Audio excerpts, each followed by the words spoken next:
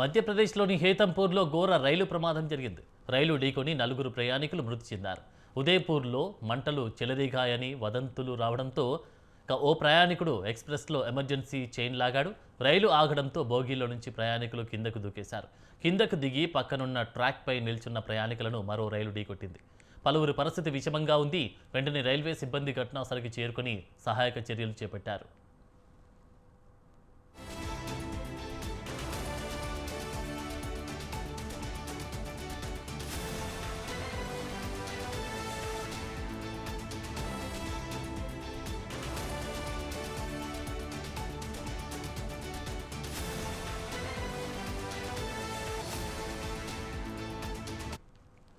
మధ్యప్రదేశ్లోని హేతంపూర్లో ఘోర రైలు ప్రమాదం జరిగింది.